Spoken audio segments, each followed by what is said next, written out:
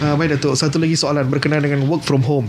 Kenapa kaki tangan pengurusan dan penyeliaan dari sektor awam dan swasta kena work from home, bukan kategori lain? Kerana ramai yang masih persoalkan, walaupun dalam PKPB work from home, kita masih boleh ke pasar malam, masih boleh ke pasar pagi, kompleks beli belah, tapi kita kenapa tak boleh pergi ke pejabat? Ya, our idea, tujuan kita adalah mengurangkan pergerakan. Bayangkan 1 juta yang kita boleh work from home tadi tidak ke pejabat. Jadi 1 juta pergerakan dan juga 1 juta mereka itu akan berinteraksi antara satu sama lain juga. Jadi bila kita kurangkan pergerakan, mungkin lebih berjaya dari segi kita untuk memutuskan rantaian COVID-19 ini, sebab semakin kurang orang boleh berinteraksi antara satu sama lain.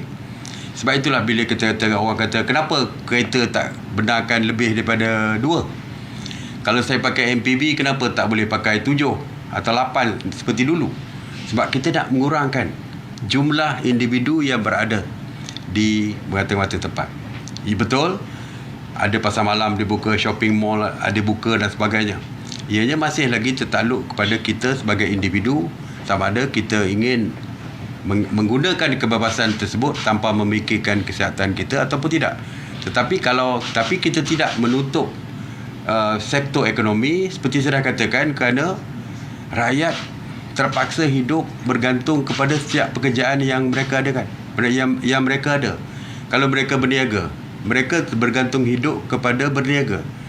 Tetapi mereka yang bekerja di kilang, bekerja di jabatan kerajaan, yang mereka adalah pekerja yang sebahagiannya tidak perlu pun berada di pejabat. Sebagai contoh, saya di Kementerian Pertahanan ini, Legal Department menyediakan perjanjian. Sebagai contoh, mereka boleh menyediakan perjanjian di rumah pun, tidak perlu pun berada di pejabat. Tapi bahagian perakaunan, bahagian akaun, hujung bulan mereka perlu menyediakan gaji untuk dibayar kepada pekerja, dan mereka juga perlu ada waktu itu, kalau tidak sebulan pun sekurang-kurangnya seminggu sebelum bayar gaji, mereka perlu menyediakan gaji dan sebagainya, perlu ada di pejabat.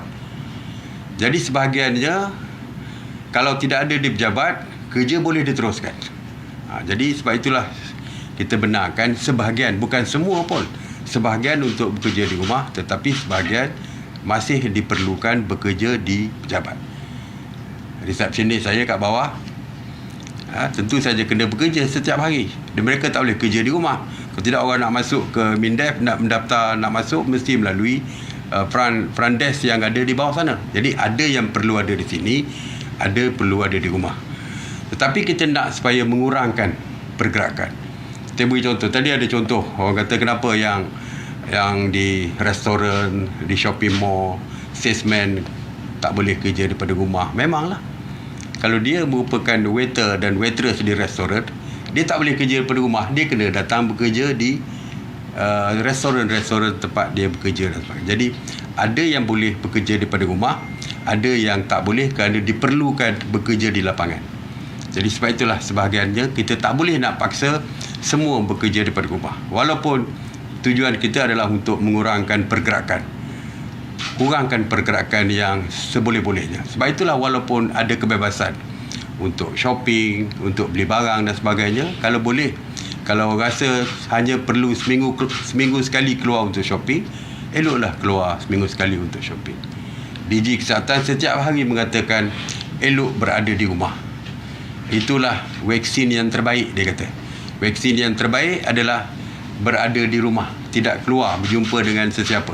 Itulah yang sebaik-baik ubat bagi menjamin kita kekal selamat di bawah sewaktu COVID-19 ini. Okay.